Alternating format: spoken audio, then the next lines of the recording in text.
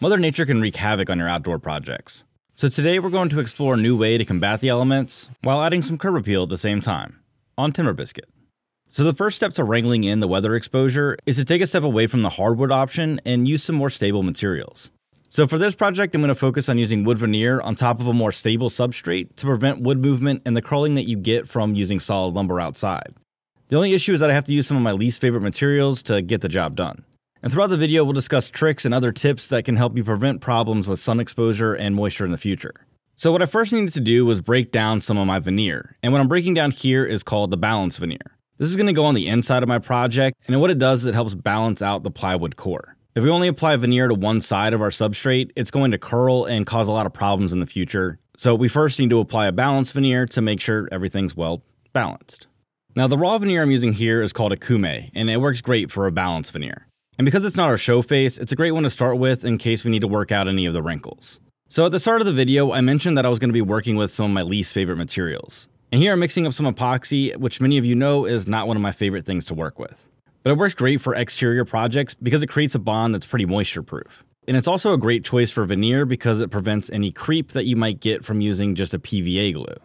Now if this panel was hardwood, it might be better to stick with a PVA glue because it's going to expand and contract with seasonal movement. But since I'm using Baltic birch plywood here, we're not going to have any of that movement, so using epoxy makes for a rock solid bond. Now Baltic birch is one of the best substrates for doing wood veneer, and that's because Baltic birch plywood, like marine plywood, has no voids in it. So once I've applied the epoxy, I just use some blue tape to hold my veneer in place, and then cover it with a sheet of wax paper. This will keep things nice and clean inside of our vacuum bag. From there I can place the breather mesh on top, and then seal up the bag. The mesh allows for the air around the piece to be removed and also protects the vacuum bag from getting poked. From there, all we have to do is attach our hose and pull a vacuum, which in my case translates to about 1,700 pounds per square foot. And after about 2 hours under constant pressure, we can give it a release. Oh, that's satisfying. So with the balance veneer attached, I could go ahead and remove everything from the vacuum bag. Now here I did do a small test just to see how pieces would work laminated together with epoxy, and it passed with flying colors. So I felt great about continuing on with the project. That is with some stipulations that we'll cover in a minute. Now with the raw veneer, I did also see some bleed through with the epoxy, so on my next pieces I'm going to focus on getting a thinner layer on there. Now the good thing is that with the show face, I'm going to be using a paper-backed veneer, so that'll be more forgiving. But for the first try with epoxy, I'd say this is pretty awesome. So for the next set of veneer, I put away the veneer saw and just used my track saw to trim everything down. A veneer saw obviously works awesome for veneer, but if you have a track saw, I think it really speeds things up. And while I enjoy the track saw for speeding up the cuts, I'm going to slow things down when it comes to the epoxy.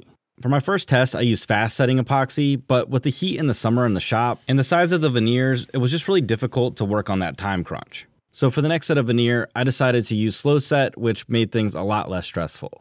Now for this one, I'm going to apply it in the same fashion using a roller and then pop everything into my vacuum bag. And while we're on the subject of vacuum bags, I'll make a quick note to say that you guys don't have to have an investment like I have here to get into veneering. You could just as easily purchase a vacuum bag off of Amazon and give it a shot. And then if it's something you enjoy, you can make the investment into a bigger and better setup. For me, I'm going to dive into more bent laminations and veneering on other projects, so it was worth it to go all in. So with that set of veneer out of the vacuum bag and curing, I can move on to my last set. And because these are smaller, I'm going to go back to using that fast hardener, and this time I'm going to apply it just using a plastic scraper. So after the final 2 hours in the press, we could once again release the pressure. Ooh, I don't know which one's more satisfying, the valve or the seal. Let me know what you guys think in the comments, and if you start your comment with the valve or the seal, I'll reply to you first because I know you're paying attention. From there I can move on to the post, which is going to support all the weight and be the structural center point of the project. And for the post on this mailbox, I'm going to be using walnut hardwood. And the reason I'm choosing to go with walnut is because it's really rot resistant and it adds a lot of contrast from the white oak that I'm using on the veneer. And living in southeastern Virginia, humidity is always a concern, so I'm definitely going to have to deal with sealing it really well. But I mean, it's better than living in central USA. I've heard that's a constant state of misery. So to assemble my post, I'm going to first rip down my 8/4 pieces into 2 longer sections that I can laminate together. And the best way to do that is over at the bandsaw. The key to keeping things really straight at the bandsaw is to make sure that you have everything set up properly. And if you guys haven't seen my tune-up video for the bandsaw, I encourage you to check it out because there's a ton of tips in there. And the other benefit to using a bandsaw over, say, a table saw for ripping down these boards is that you don't have to worry as much about the internal pressure of the lumber biting onto the blade. Whew, they're still long though. From there I can head over to the crosscut sled and trim the end square. Now this is a little more important for this part of the project because I'm going to have to stretch one of my boards. And all that means is I'm going to create an end grain to end grain joint, but because I'm using epoxy, it's really not as much of a concern as if I was using just yellow wood glue. Epoxy acts a lot like a filler, whereas PVA glue needs both surfaces to touch to create a good bond. And again, as I talked about earlier, epoxy is waterproof, so for this piece that's going to live outdoors, it makes a lot of sense to just use epoxy. So here again, I'm going to use the fast hardener and a plastic spreader to spread out the epoxy. I went ahead and added some paste wax to the rails on my clamps to make sure that the epoxy doesn't stick to them, so I'm not too worried about any squeeze out that might hit them. What I am going to do here is place clamps about every 12 to 14 inches just to make sure that I have even clamping pressure across the entire piece. And then from there, I'll just use one longer clamp that I've stitched together using a quick link or whatever you call it to apply clamping pressure to that stretched board. From there, I'll pop a few clamps in between to have even clamping pressure on the other side, and then we're good. But I still think the vacuum press is easier. Alright, so I'll let that post up overnight, and then the next morning I could come in the shop and joint one edge and one face of my pole. And I probably should have mentioned this earlier, but at this point my pole is oversized by about 1/4 inch on both sides. This way it gives me plenty of room to get to my final dimension of 3.5 by 3.5 inches. And I'll do that by just using my planer to dimension down to that final thickness. Then from there, I'm going to use my track saw to flush up the end. Now the max cut depth on my track saw is about 2 inches, so it's not going to make it all the way through the pole, but I'll just reference off that initial cut and then use my pole saw to finish it off.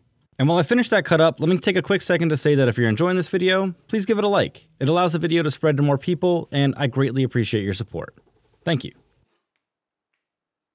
From there, any uneven parts are easily cleaned up with the block plane. Just make sure to chamfer those edges so you don't blow everything out, and then we can check it for square. Yep, I'd say that's square. Alright, so next I could turn my attention back over to those veneered panels. And the first thing I'm going to do is just cut a straight line down the edge of my veneer.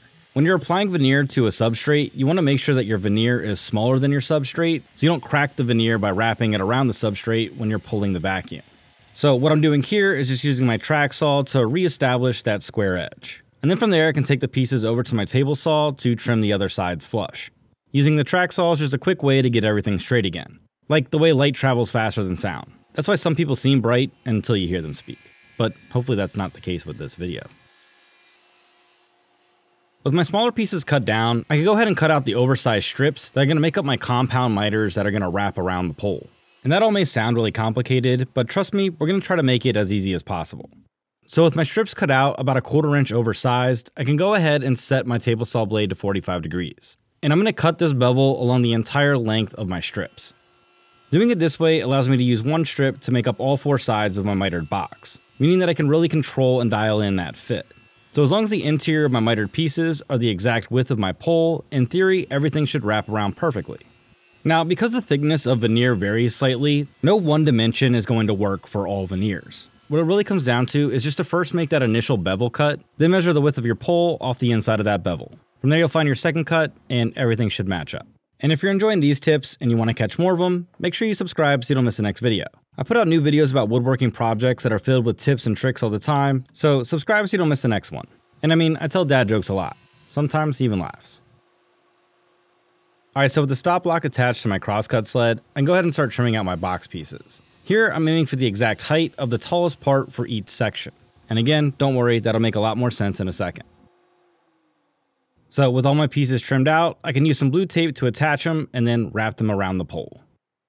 Yep, I'd say that's a perfect fit, which is good because I don't have any extra veneer. Alright, now we can start working on creating those dynamic angles. So what I'm first going to do is just mark my angle on my smallest workpiece. And then from there I'm just going to use my bevel gauge to transfer that angle onto all my other pieces, making sure to mirror my left and right sides. This way all my angled boxes will match up at the end and give me a really consistent design.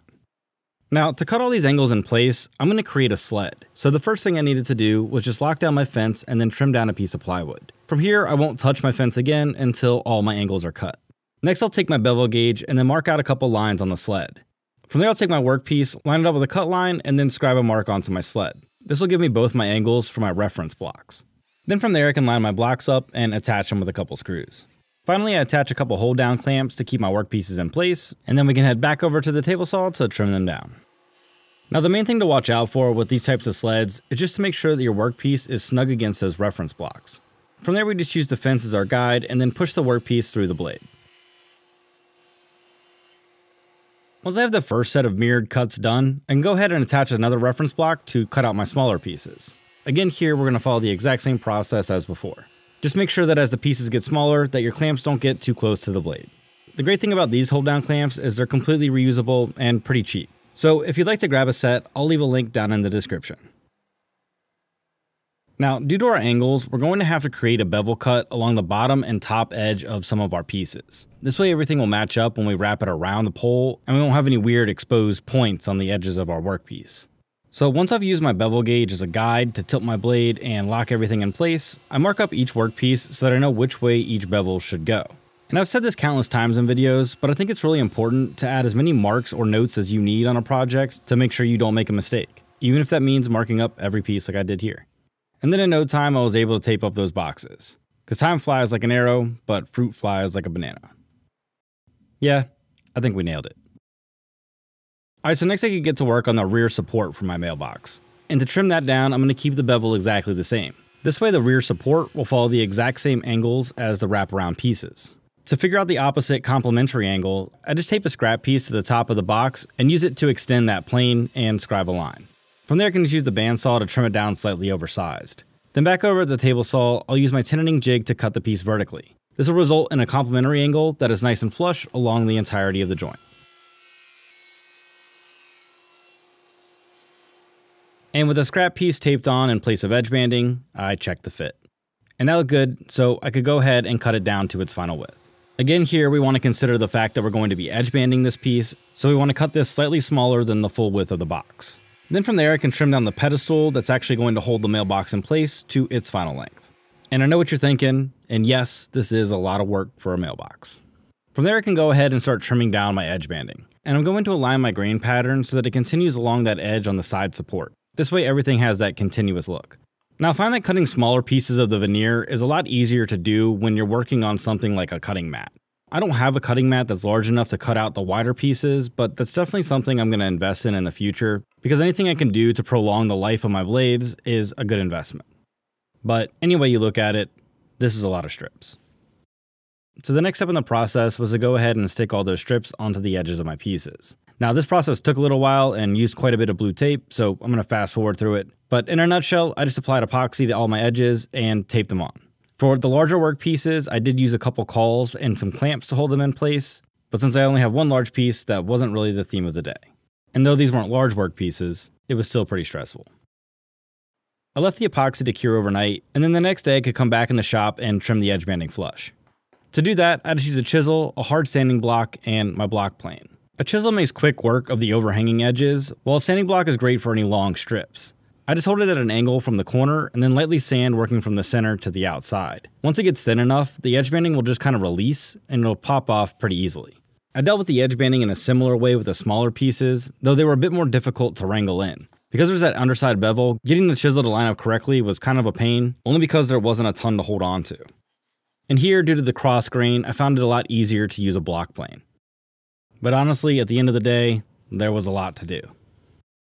So after what felt like a lifetime of trimming, it was finally time to glue up my boxes. And to do that, I'm just going to use the blue tape trick to hold all my box pieces in place. The tape holds all those miters in alignment, and the stretch gives it just enough clamping pressure to squeeze everything tight. Kinda like when I glued myself to my autobiography. My wife didn't believe me, but that's my story, and I'm sticking to it. So next I wanted to route a small square recess for the top of the pole to nest into the mounting base. And to do that, I just whipped up a template that was the exact dimension of my pole and popped it onto the underside of the mounting base. From there, I could just use my templating bit to route out the recess. Here, I'm not aiming for any specific depth. Really what I'm trying to accomplish is just centering my pole. Doing this should make it a lot easier when it comes time for assembly. So once I had the recess routed, I could clean up the corners with a chisel and then test the fit. Again, we're not looking for anything super tight here. We just want it to hold the pole in place so that it stays in the center.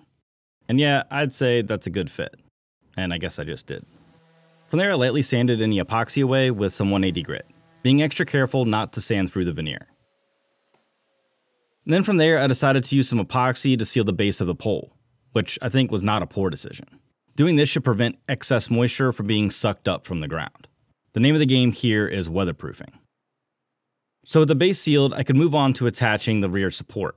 This will give us a little bit more stability and keep everything in place. Plus, I think extending those angles adds a lot of visual interest, so it's both a design decision and a structural decision. And it's always really nice when those two things come together.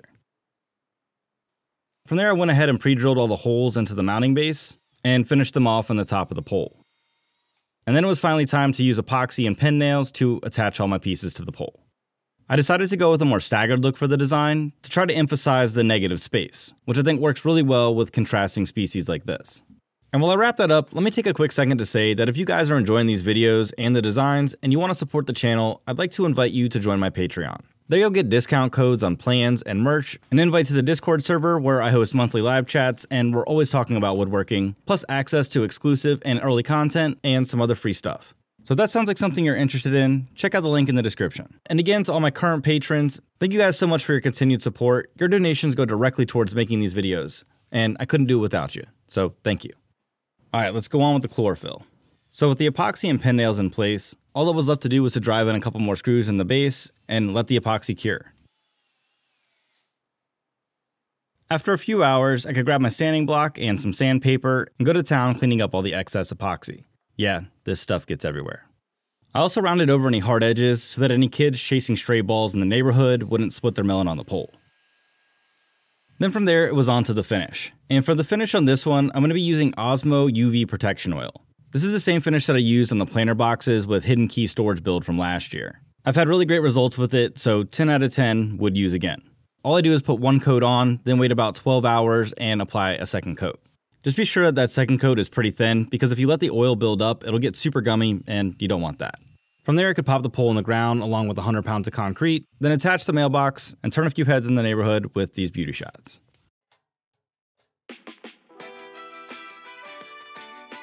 You know, not everything I need to build is going to be fine furniture, and that's okay. It's projects like these where I can go outside my comfort zone and try something new. And in this case, I learned a ton along the way, and I have a pretty unique solution to a very common problem. Now, only time will tell how well this piece will post up against Mother Nature. But what I can tell you is that I've taken every precaution possible to make it a success. And to be honest, that's the best we can do. I mean, for all I know, the neighbor could back into it tomorrow. So I'll enjoy it while I have it, and I'll keep you updated if anything changes. So if you enjoyed this build and you want to see more like it, check out this video over here next. Subscribe so you don't miss the next one, and as always, I knew this would work, and I'll see you next time.